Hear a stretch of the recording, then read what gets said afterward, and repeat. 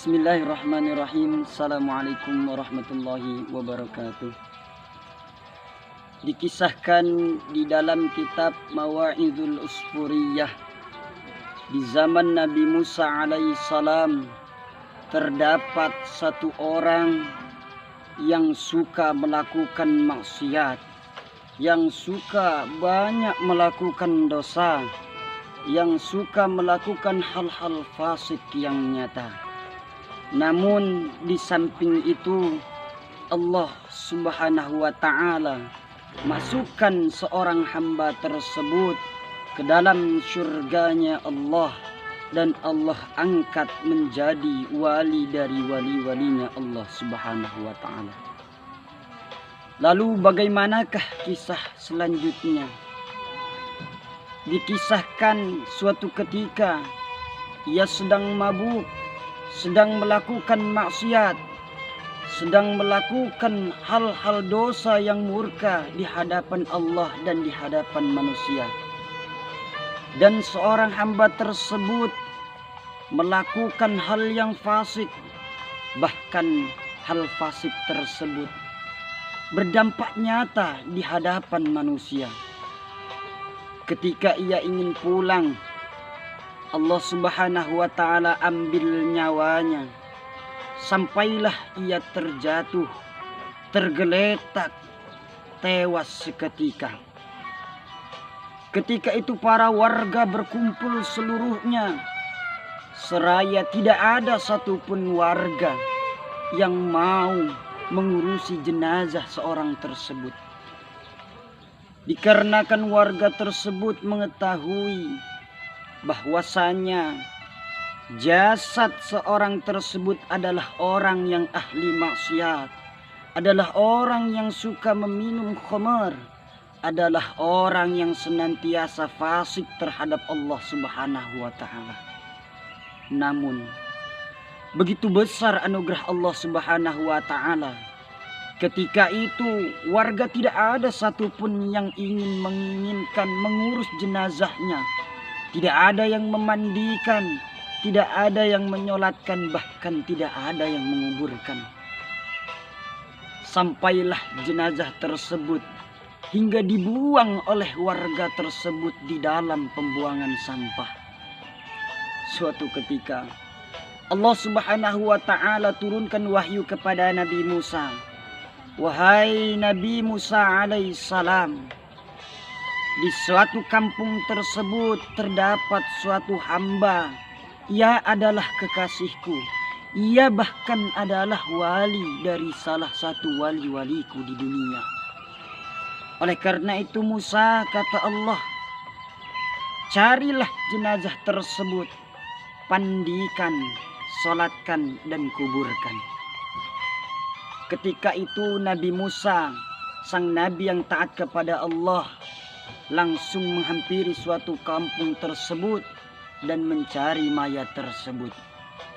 Sesampainya Nabi Musa di tempat tersebut, tragedisnya mayat tersebut berada di tempat pembuangan sampah, berlumuran dengan sampah yang bau, berlumuran dengan seluruh kotor-kotoran yang berada di sampah. Ketika itu Nabi Musa bertanya kepada kaum tersebut, wahai penghuni kaum, mengapa kalian menaruh mayat tersebut, tidak ingin membersihkannya, tidak ingin memandikannya, menyolatkan dan menguburkan? Kata kaum tersebut, wahai Nabi Musa, asalkan engkau tahu, ia adalah seorang pendosa besar. Ia adalah seorang ahli maksiat. Ia adalah seorang yang fasik di hadapan Allah, bahkan di hadapan kami secara terang benderang. Suatu ketika Nabi Musa membawa mayat tersebut, seraya berdoa di hadapan Allah. Ya Allah, mengapa engkau menyuruhku untuk memandikan, menyolatkan, dan menguburkan mayat tersebut? Sedangkan pengaduan dari kampung tersebut, mayat ini adalah seorang yang ahli maksiat, suka meminum khamar, berbuat judi, melakukan hal yang engkau larang ya Allah. Seketika itu Allah turun sabda dengan wahyunya kepada Nabi Musa, wahai Musa, asalkan engkau tahu memang benar yang dikatakan oleh masyarakat tersebut, ia adalah orang ahli maksiat, ia adalah penjudi, ia adalah seorang pemabuk, ia adalah seorang yang fasik nyata, baik di dunia maupun di hadapanku.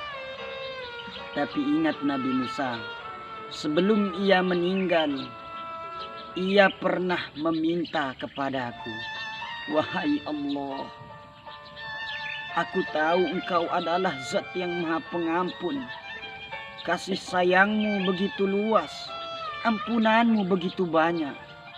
Sesungguhnya aku pun tidak menginginkan perbuatan maksiat, perbuatan dosa ini ya Allah. Jikalau bukan karena nafsu jelekku, karena perbuatan iblis laknatullah menggodaku, aku pun tidak akan mau ya Allah. Yang kedua, seorang hamba tersebut sebelum meninggal dunia berkata kepada Allah, wahai Allah, aku tahu diriku adalah seorang pembuat maksiat.